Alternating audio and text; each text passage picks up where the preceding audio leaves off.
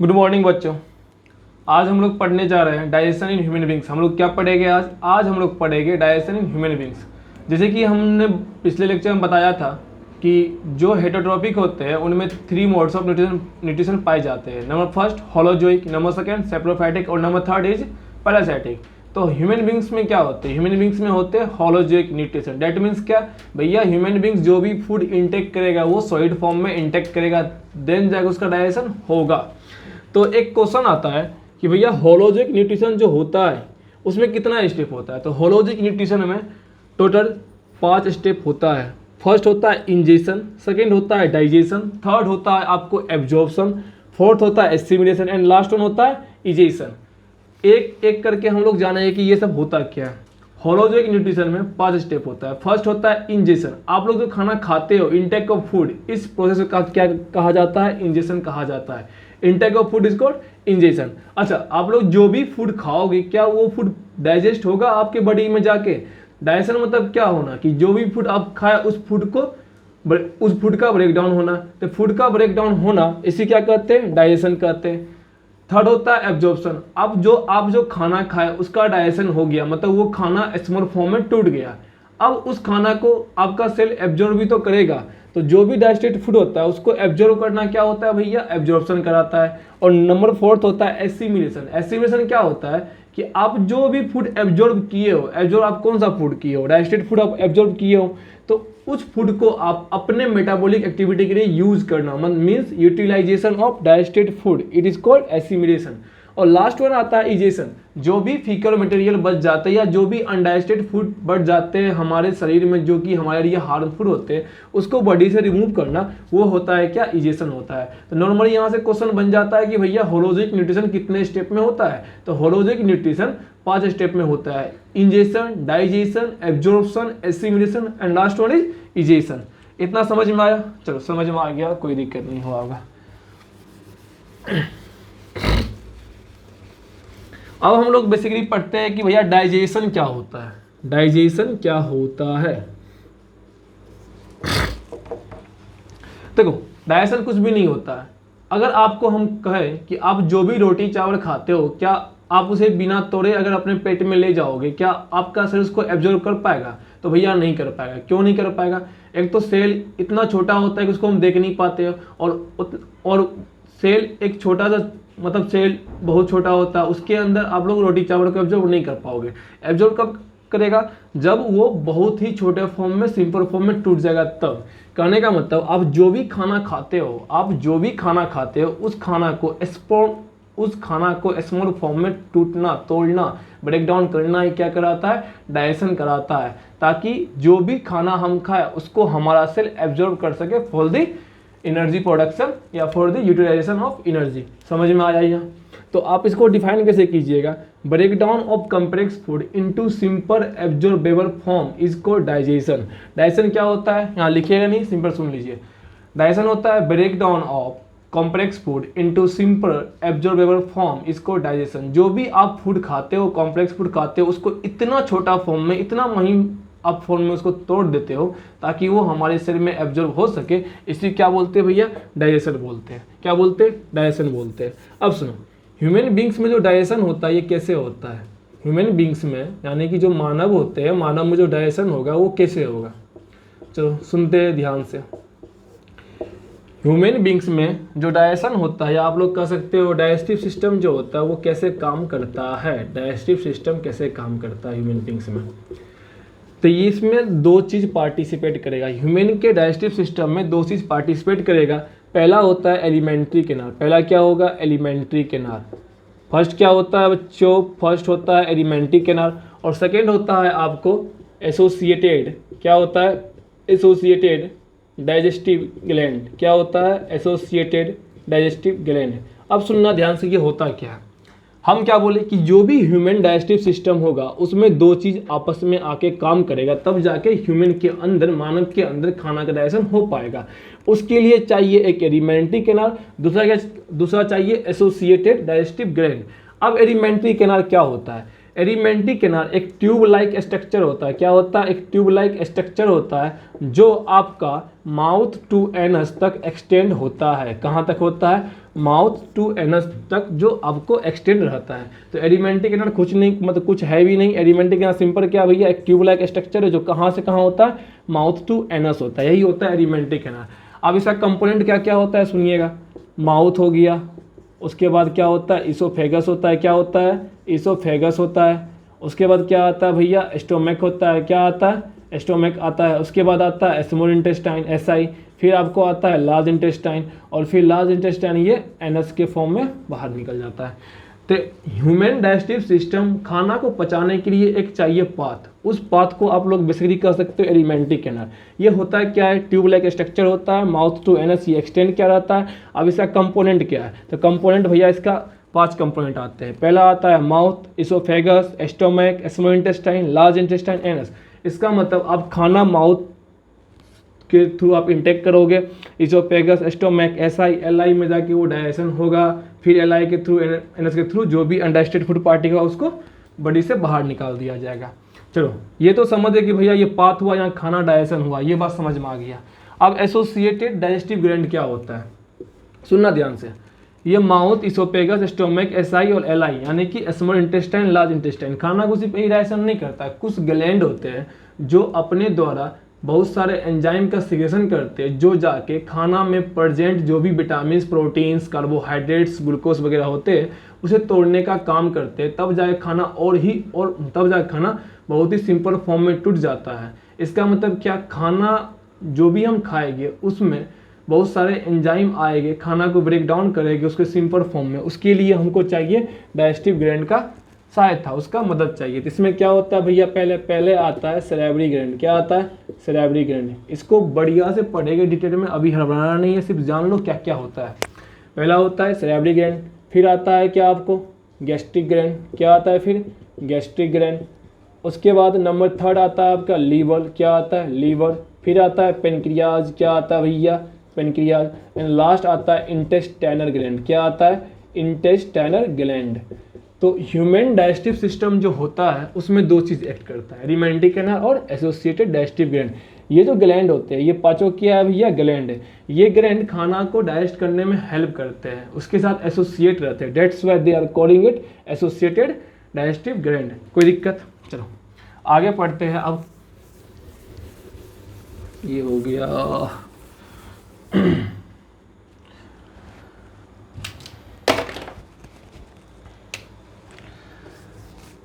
सबसे पहले माउथ में क्या आएगा?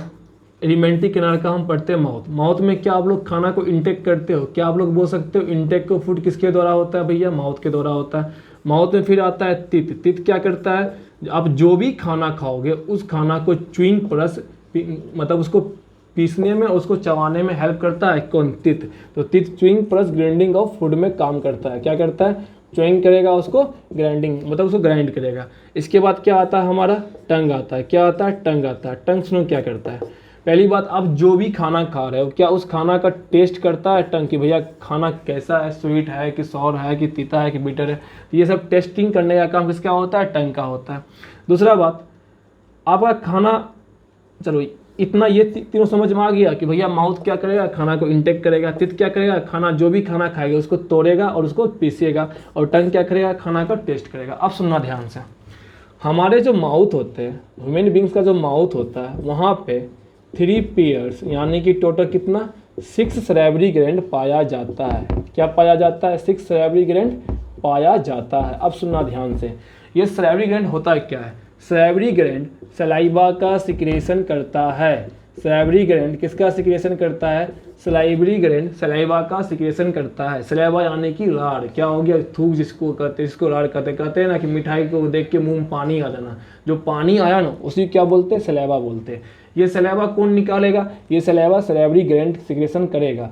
सैलिवरी ग्लैंड कितने होते हैं? 3 पेयर्स होते हैं, यानी कि कितने होते हैं? 6 होते हैं। अब सुनो ये क्या क्या होते हैं। फर्स्ट होते हैं आपको सैलिवरी ग्लैंड में पैरोटिड ग्लैंड। क्या होते हैं? Parotid gland. ये क्या? ये भी एक तरह का सैलिवरी ग्लैंड है। ये 1 पेयर्स होते हैं। कितने पेयर्स होते हैं? 1 पेयर्स होते हैं। दूसरा आता है आपको सब मैक्सिलरी ग्लैंड। कौन सा ग्लैंड? सब मैक्सिलरी ग्लैंड, ये भी कितना पेयर होते हैं, ये भी आपको 1 पेयर होते हैं। और थर्ड आता है सब लिंगुअल ग्लैंड, कौन सा ग्लैंड, सब लिंगुअल ग्लैंड, ये भी आपको कितना पेयर होता है भैया, ये भी आपको 1 पेयर होता है।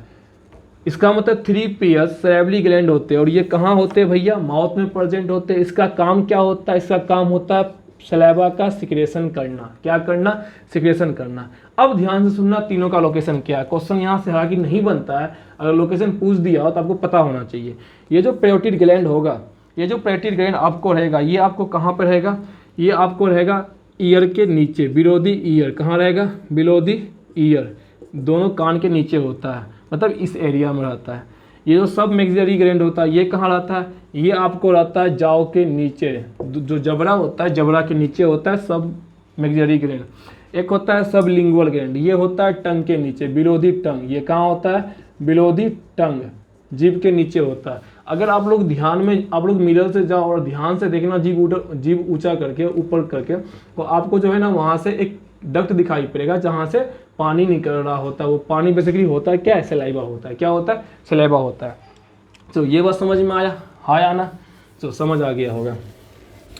अब सुनिएगा ध्यान से, सुनिएगा ध्यान से, ये जो सलाइवा होता है, इस सलाइवा में, इस सलाइवा में आपको क्या होता है, एक मिनट, 90% वाटर पाया जाता है प्लस 10% सॉल्ट पाया जाता है। ये सलाइवा में क्या होता है, 90% वाटर, बाकी 10% सॉल्ट पाया जाता है। अब सुनिएगा ध्यान से, इस सलाइवा में एक एंजाइम पाया जाता है जिसको कहते हैं सलाइवरी एमाइलेज, क्या कहते हैं, सलाइवरी एमाइलेज, क्या कहा जाता है, सलाइवरी एमाइलेज। साथ ही साथ ये इस सलाइवा में एक एंजाइम और पाया जाता है, इसे कहते हैं राइजोजाइम, क्या बोलते हैं, राइजोजाइम। सुनिएगा ध्यान से, सलाइवा जो होता है, सलाइवा में 90% वाटर होता है और 10% सॉल्ट होता है। इस सलाइवा में एक एंजाइम पाया जाता है कॉल्ड सलाइवरी एमाइलेज। इसका फंक्शन क्या होता है आगे बताएंगे।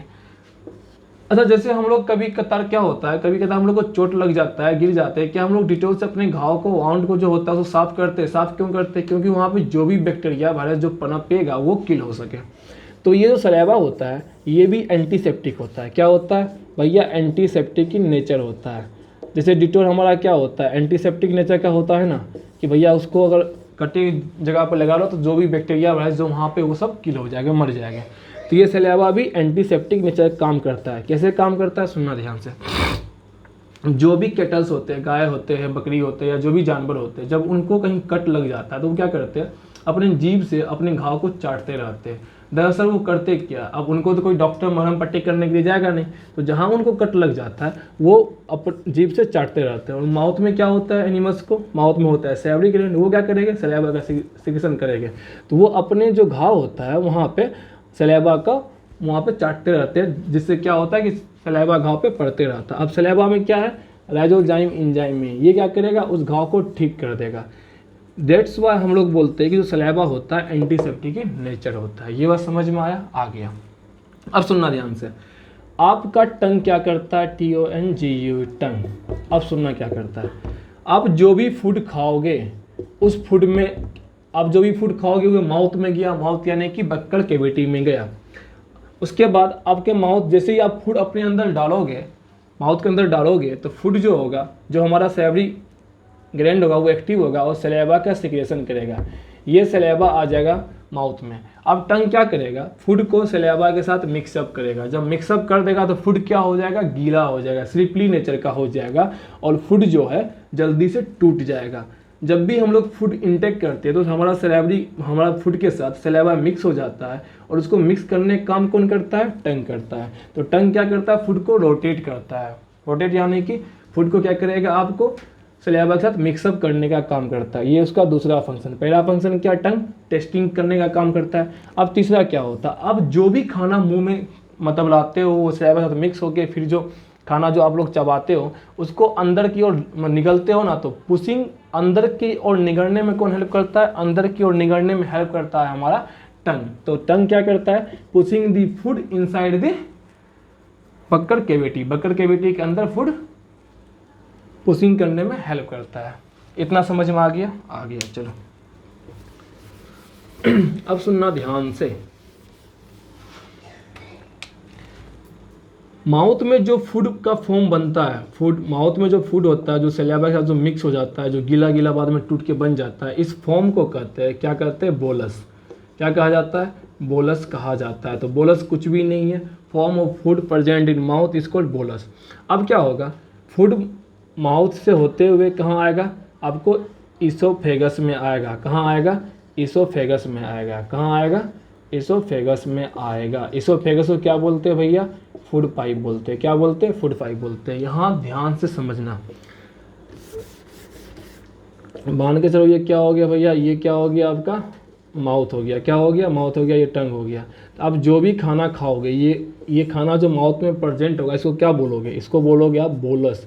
इसे क्या बोलोगे, इसे आप बोलोगे बोलस। अब सुनना ध्यान से, जैसे इसको बोलस को क्या होगा, जो भी टंग होगा उस बोलस को पुश कहाँ करेगा, नीचे की ओर। तो नीचे की ओर पुश करेगा तो ये फूड कहाँ आएगा, ईसोफेगस में आएगा। कहाँ आएगा, ईसोफेगस में आएगा। पर यहाँ से क्वेश्चन बनता है, ईसोफेगस के आगे होता है एक और सा ट्यूब लाइक स्ट्रक्चर, इसे कहते हैं हम लोग क्या, इसे कहते हैं ट्रेकिया। इसे क्या कहते हैं, ट्रेकिया। इसी को बोला जाता है विंड पाइप। क्या बोलते हैं हम लोग, विंड पाइप बोलते हैं। अब सुनो, खाना क्या किया, जो भी बोलस था, जो भी फूड प्रेजेंट था माउथ में, टंग उसको नीचे की ओर पुश किया, ठीक है। तो खाना को ये पता नहीं है कि भैया ये ईसोफेगस है कि ये ट्रेकिया है। खाना तो, और हम लोग को पता है कि ये ईसोफेगस है, ये ट्रेकिया है। खाना इधर आना चाहिए, जो भी ईयर होगा इधर आना चाहिए।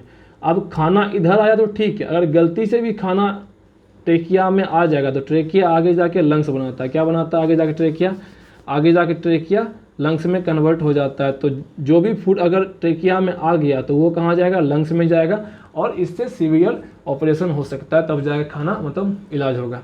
तो हम लोग को खाना क्या होता है कि विंड पाइप में आने से रोकना होता है। तो नेचुरली क्या होता है कि ये जो विंड पाइप होता है, विंड पाइप के ऊपर एक केप लाइक स्ट्रक्चर होता है, कवर होता है, जिसको हम लोग क्या बोलते हैं, एपिग्लोटिस बोलते हैं। क्या बोलते हैं, एपिग्लोटिस। ये एक कार्टिलेज से बना होता है, कार्टिलेजिनस फ्लैप लाइक स्ट्रक्चर होता है, जो जैसे कि मान लो ये आपका विंड पाइप हो गया, तो इस पर खाना नहीं आ जाती, ये एपिग्लोटिस होता है। ये होता है एपिग्लोटिस। ये क्या करता है, खाना को आने से प्रिवेंट करता है। तो पूछेगा what is the function of epiglottis, it prevents the entry of food particles into the wind pipe या ट्रेकिया। समझ में आया। अब सुनो, यहाँ एक ये हो गया आपको क्या, विंड पाइप। ये क्या हो गया आपको, ट्रेक। ये हो गया फूड पाइप। तो गुल्लेट एंड ग्लोटिस, सुनना ध्यान से, ग्लोटिस। एक क्वेश्चन आता है, opening of food pipe is called gullet and opening of wind pipe is called glottis. ये क्वेश्चन आएगा सिंपल, एक मार्क का, बता दोगे। चलो, खाना अब कहाँ आ गया, ईसोफेगस में आ गया। अब ईसोफेगस से खाना कहाँ जाएगा, ईसोफेगस से खाना जाएगा स्टोमक में। बट कैसे जाता है, इस बात को समझिएगा। खाना जब ईसोफेगस में आ गया तो ईसोफेगस का जो वाल होगा वहाँ पे regular contraction relaxation, contraction relaxation. मान के चलो ये पूरा वाल है, क्या ये पूरा वाल है। ऊपर का जो ईसोफेगस का वाल है, जब बोलस आया मतलब माउथ में जो भी खाना था वो आ गया, तो इसके वाल में एक्साइटमेंट होगा। वाल क्या करेगा, कॉन्टैक्ट करेगा, रिलैक्स करेगा, कॉन्टैक्ट करेगा, रिलैक्स करेगा। तो अभी जैसे रिलैक्स, अभी कॉन्टैक्ट में है, फिर ये रिलैक्स हो गया तो फुट नीचे आया, फिर कॉन्टैक्ट, फिर रिलैक्स, फुट नीचे आया। ऐसे ऐसे फुट क्या होता है, ईसोफेगस से स्टोमक में जाता है। बट क्वेश्चन क्या आता है, ईसोफेगस के वाल में जो ये रेगुलर कॉन्ट्रैक्शन रिलैक्सेशन जो मूवमेंट होता है ना, इसे कहते हैं पेरिस्टोसिस मूवमेंट। तो पूछेगा व्हाट इज पेरिस्टोसिस मूवमेंट। तो पेरिस्टोसिस मूवमेंट भैया कुछ नहीं होता है। क्या होता है, peristalsis movement, the regular contraction and relaxation of oesophagus wall is called peristalsis movement. ये समझ में आ गया, हाँ या ना। चलो, ये समझ में आया, चलो बिल्कुल समझ में आ गया। अब सुनो, जब ईसोफेगस से फूड कहाँ जाएगा, स्टोमक में जाएगा। तो ईसोफेगस का लास्ट जो पार्ट होता है और स्टोमक का जो फर्स्ट पार्ट होता है, यहाँ पे एक स्पिंचर होता है। क्या होता है, यहाँ पे क्या होता है भैया, यहाँ पे एक स्पिंचर होता है, जिसको आप क्या कह सकते हो, आप दरवाज़ा भी कह सकते हो। उस स्पिंचर का नाम है ईसोफेजियर स्पिंचर। क्या नाम है, ईसोफेजियर स्पिंचर। जब ये स्पिंचर खुलता है तो जो भी फूड ईसोफेगस के थ्रू स्टोमक में आएगा वो चले आता है आराम से।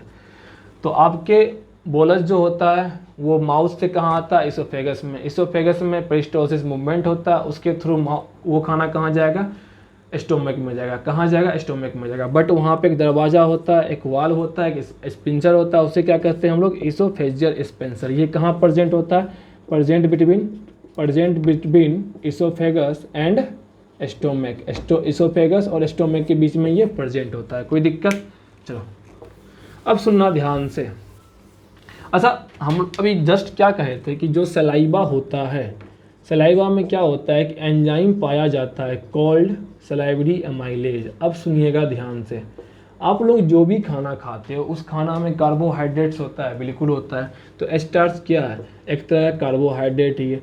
इस स्टार्च को क्या करता है? ये जो सलाइवरी अमाइलेज जो एंजाइम होते हैं, क्या होते हैं? एंजाइम होते हैं। ये एंजाइम स्टार्च को शुगर में कन्वर्ट कर देता है। किस में कन्वर्ट कर देता है? शुगर में कन्वर्ट कर देता है। बट रुको, यहाँ पे एक इंटरेस्टिंग क्वेश्चन होता है। ये जो सलाइवरी अमाइलेज होता है ये सिर्फ 30% स्टार्च को ही शुगर में कन्वर्ट करता है, और वो भी 30% कौन सा स्टार्च होना चाहिए? पके हुए स्टार्च होना चाहिए, रिपेन स्टार्च होना चाहिए, या आप कह सकते हो रिपेन स्टार्च होना चाहिए। पका हुआ स्टार्च को ही ये शुगर में कन्वर्ट करता है। बाकी जो 70% जो अनरिपेन स्टार्च होगी वो जाके स्मॉल इंटेस्टाइन में जाके वो डाइजेशन होगा। माउथ में सिर्फ 30% रिपेन स्टार्च, पके हुए स्टार्च का डाइजेशन होता है, और वो किस में कन्वर्ट हो जाते हैं? शुगर में कन्वर्ट हो जाते हैं। ये समझ में आया? ये समझ में आ गया। इसीलिए हम लोग बोलते हैं भैया माउथ में किसी चीज़ का डाइजेशन नहीं होता है। अगर होता भी है तो सिर्फ 30% स्टार्च का डाइजेशन होता है, वो भी कितना? रिपेन स्टार्च का डाइजेशन होता है, पूरा स्टार्च डाइजेशन नहीं होता है। इसोफेगस में क्या होता है? पेरिस्टोसिस मूवमेंट होता है। अब सुनना ध्यान से, हमारे माउथ में जो मीडियम होगा, हमारे माउथ में कौन सा मीडियम प्रेजेंट होता था? हमारा माउथ में जो मीडियम होता है वो एल्कलाइन मीडियम प्रेजेंट होता है। मतलब इसका पीएच क्या होगा? पीएच क्या होगा भैया? 7 से ज़्यादा होगा। पीएच 7 से ज़्यादा होगा। 7 रहेगा तो न्यूट्रल, 7 से कम रहेगा तो एसिडिक, और 7 ज़्यादा होगा तो आपको एल्कलाइन नेचर यानी कि बेसिक नेचर का होगा। तो एक क्वेश्चन बनता है कि जो सलाइवरी अमाइलेज होता है वो आपको काम करता है एल्कलाइन मीडियम में, और हमारा माउथ एल्कलाइन मीडियम पहले से ही होता है। तो सलाइवरी अमाइलेज आराम से क्या करता है? स्टार्च का ब्रेक डाउन करता है, किस में? शुगर में कर देता है। कोई दिक्कत? हाँ या ना? चलो अब जो बोलस था वो कहाँ आ गया? वो आ गया स्टोमक में। कहाँ आ गया? स्टोमक में आ गया। अब सुनो, ये जो स्टोमक होता है, स्टोमक का जो वाल होता है, वाल में ग्लैंड प्रेजेंट होता है, और उस ग्लैंड को क्या कहते हैं हम लोग? गैस्ट्रिक ग्लैंड कहते हैं। कौन सा ग्लैंड कहते हैं? गैस्ट्रिक ग्लैंड कहते हैं। कहने का मतलब भैया जो स्टोमक का वाल होगा उसमें कौन सा ग्लैंड प्रेजेंट होगा? गैस्ट्रिक ग्लैंड प्रेजेंट होगा। अब इसका फंक्शन क्या होता है? इसका फंक्शन होता है गैस्ट्रिक जूस का सिक्रेशन करना। ये क्या करेगा? गैस्ट्रिक जूस का सिक्रेशन करेगा। क्या करेगा? गैस्ट्रिक जूस का सिक्रेशन करेगा। गैस्ट्रिक ग्लैंड कहाँ प्रेजेंट था? स्टोमक में प्रेजेंट था। वो क्या किया? गैस्ट्रिक जूस का सिक्रेशन किया। अब गैस्ट्रिक जूस में क्या क्या होता है? ध्यान से सुनना। गैस्ट्रिक जूस में पहला होता है पेप्सिन, एक एंजाइम होता है वो प्रेजेंट होता है गैस्ट्रिक जूस में, पेप्सिन। दूसरा होता है हाइड्रोक्लोरिक एसिड HCl, और तीसरा प्रेजेंट होता है म्यूकस। क्या प्रेजेंट होता है भैया? म्यूकस प्रेजेंट होता है। कोई दिक्कत? हाँ या ना? गैस्ट्रिक ग्लैंड कहाँ प्रेजेंट था? स्टोमक के वाल में। वो क्या करता है? गैस्ट्रिक जूस का सिक्रेशन करता है। उसमें क्या प्रेजेंट था? पेप्सिन, HCl और म्यूकस। अब सुनो, due to the presence of hydrochloric acid in the gastric juice the medium of stomach is acidic.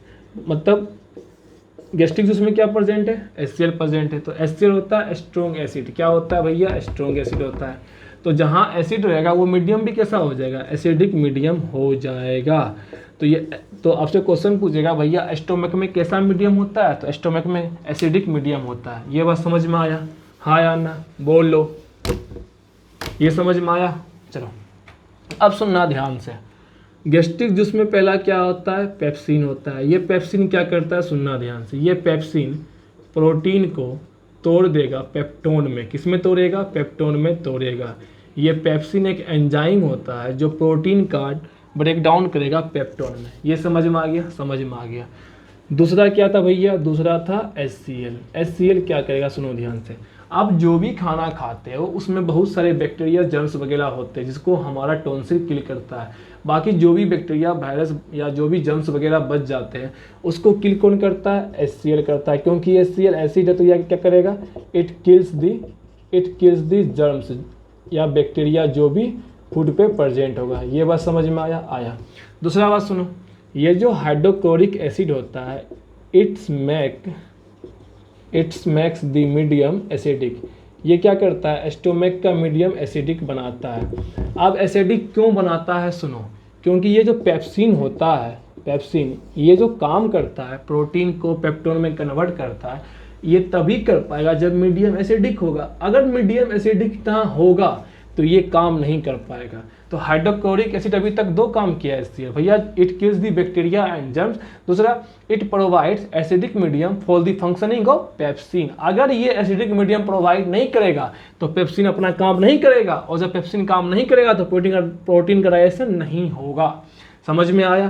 तो it makes medium acidic for the functioning of pepsin. चलो पहला दूसरा हो गया। अब सुनो तीसरा क्या करता है, ये करता है it acts as a activator. ये एक्टिवेटर के तरह काम करता है। एक्टिवेटर मतलब एक्टिवेट करता है। आप किसको एक्टिवेट करता है, सुनना ध्यान से। ये जो पेप्सिन होता है, ये पेप्सिन के रूप में प्रेजेंट नहीं होता है हमारे स्टोमक में। ये पेप्सिन प्रोपेप्सिन के रूप में प्रेजेंट होता है। किस रूप में प्रेजेंट होता है, प्रोपेप्सिन के रूप में प्रेजेंट होता है। और ये इनएक्टिव फॉर्म होता है। कौन सा फॉर्म होता है, इनएक्टिव फॉर्म होता है। अगर प्रोपेप्सिन कोई काम नहीं करेगा, प्रोटीन कितना भी ला दो, ये प्रोपेप्सिन काम नहीं कर पाएगा। ये काम कब करेगा, जब प्रोपेप्सिन पेप्सिन में कन्वर्ट होगा। और प्रोपेप्सिन को पेप्सिन में कन्वर्ट करने, प्रोपेप्सिन को पेप्सिन में कन्वर्ट कौन करता है, हाइड्रोक्लोरिक एसिड। इसलिए हम लोग बोलते हैं कि जो हाइड्रोक्लोरिक एसिड होता है ये it acts as a activator. वो एक्टिवेटर की तरह काम करेगा, मतलब प्रोपेप्सिन को पेप्सिन में कन्वर्ट कर देगा। प्रोपेप्सिन इनएक्टिव था और ये एक्टिव था। जब ये एक्टिव हो गया, मतलब एक्टिवेट हो गया, तब ये क्या करेगा भैया, प्रोटीन को पेप्सिन में कन्वर्ट कर देगा। ये बात समझ में आया, हाँ या ना? अब सुनो इसका एडिशनल बात, एक एंजाइम आता है रेनिन, RENNIN, रेनिन। ये क्या करता है, इन चाइल्ड, जो भी बच्चे होते हैं, बच्चे में ये मिल्क का डाइजेशन करता है। क्या करता है, मिल्क का डाइजेशन करता है। रेनिन एक एंजाइम होता है, ये क्या करता है, बच्चे में मिल्क का डाइजेशन करता है। अब सुनना, जब बच्चे लोग दूध पीते होंगे, देखिए कि बच्चे लोग क्या करते हैं, तुरंत दूध का मतलब झाग से निकाल देते हैं।